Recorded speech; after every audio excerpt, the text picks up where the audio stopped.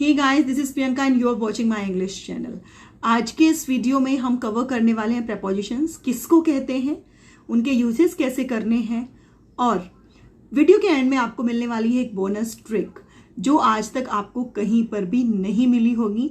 Video अगर पसंद आए तो लाइक और सब्सक्राइब करना मत भूलिएगा। So without getting any delay let's get started.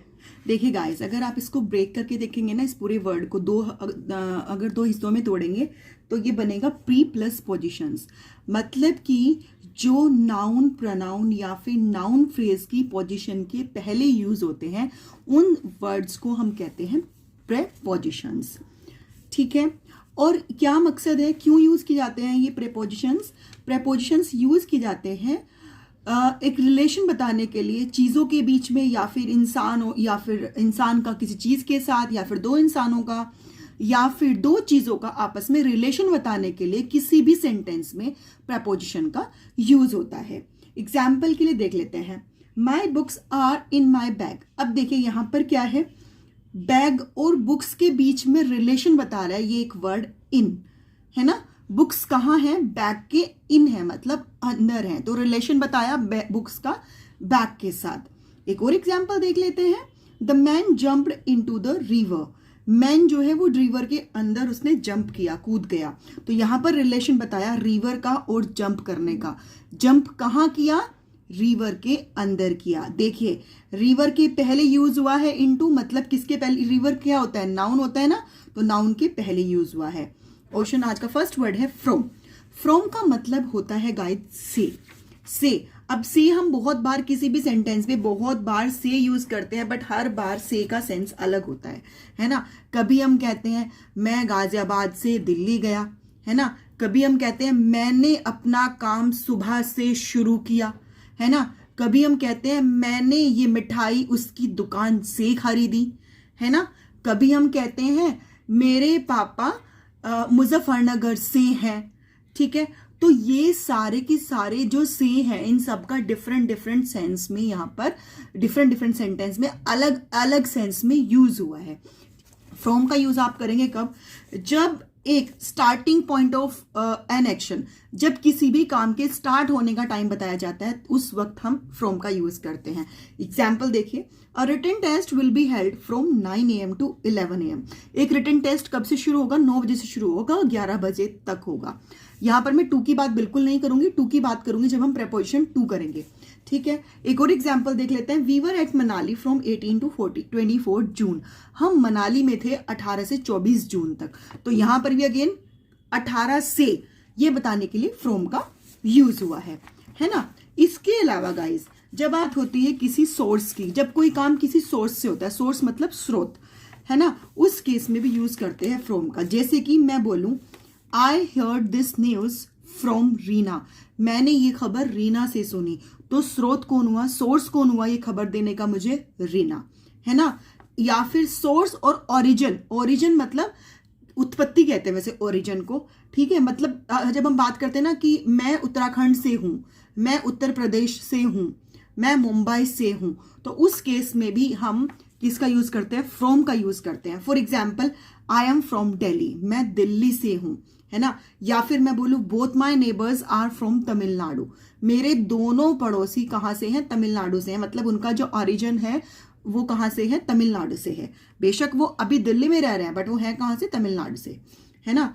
जब आप बात करते हो डिस्टेंस की, डिस्टेंस मतलब दूरी, जब दूरी बताई जाती है तब भी गाइस फ्रॉम का यूज करते हैं। जैसे कि my school is 2 kilometre from my house, मेरा स्कूल मेरे घर से 2 किलोमीटर पे है, तो उस केस में भी फ्रॉम का यूज करते हैं। मैं बोलूं my office is 5 kilometre from my house, मेरा ऑफिस मेरे घर से 5 किलोमीटर की दूरी पर है।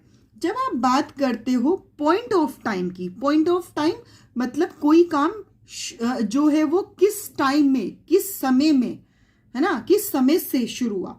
They will work from tomorrow, वो कल से काम शुरू करेंगे। तो पॉइंट ऑफ टाइम की जब बात हुई, किस समय से शुरू करेंगे, तो कल से शुरू करेंगे, they will work from tomorrow. ऐसे ही अब बात करते हैं कॉज, जब कारण कोई होता है ना, जब कारण से, किसी कारण से, तो उस केस में भी फ्रॉम का यूज करते हैं। For example, his father is suffering from typhoid, उसके पिताजी टाइफाइड से पीड़ित हैं। किससे पीड़ित हैं? टाइफाइड से। तो उसके पिताजी पीड़ित हैं। पीड़ित होने का कारण क्या है? टाइफाइड है ना गाइस। तो ये सब थे फ्रॉम के एग्जाम्पल्स। अब हम समझते हैं ऑफ, OFF ऑफ। देखिए दो ऑफ होते हैं, एक होता है OF, उसको कहते हैं ऑफ, और OFF इसको बोलते हैं ऑफ। प्रोनाउंसिएशन पे ध्यान दीजिएगा, ऑफ नहीं है गाइस, ये ऑफ है, ऑफ। ठीक है, तो आइए अब हम समझते हैं ऑफ का यूज कब करते हैं। ऑफ का यूज करते हैं सेपरेशन दिखाने के लिए। सेपरेशन मतलब अलगाव दिखाने के लिए। जब कोई चीज किसी सतह से अलग होती है, सरफेस से अलग होती है, उस केस में हम ऑफ का यूज करते हैं। आप इसको एग्जाम्पल से बेहतर समझेंगे। एग्जाम्पल देख लीजिए। The king fell off his horse and died. राजा जो है वो कहां से गिर गए? अपने घोड़े से गिर गए, एंड डाइड और मर गए, है ना। तो घोड़े की सरफेस से, घोड़े के ऊपर बैठे हुए थे, उसकी सतह पर थे, बट वहां से गिर गए, अलग हो गए, है ना। तो ऑफ का यूज करेंगे इस केस में। एक और एग्जाम्पल देखिए। Take your hand off my shoulder. अपना हाथ मेरे शोल्डर पर से हटा लो। मतलब अभी तक हाथ कहाँ था? शोल्डर के ऊपर था, पूरा पूरा सरफेस, मेरे पूरे सरफेस के ऊपर हाथ था, लेकिन अब यहाँ पर बोला गया कि इससे हटा लो, बिल्कुल अलग कर दो इस सरफेस से, इसीलिए ऑफ का यूज करेंगे। सो गाइज अब हम बात करते हैं उस ट्रिक की जो मैंने आपको वीडियो के स्टार्टिंग में बोला था कि मैं आपको एक बोनस ट्रिक देने वाली हूँ। जब आप बात करते हो गाइस वाहन से उतरने की, किसी भी वाहन से उतरने की, जैसे कि बस से उतरना, ट्रेन से उतरना, तब हम यूज करते हैं गेट ऑफ का।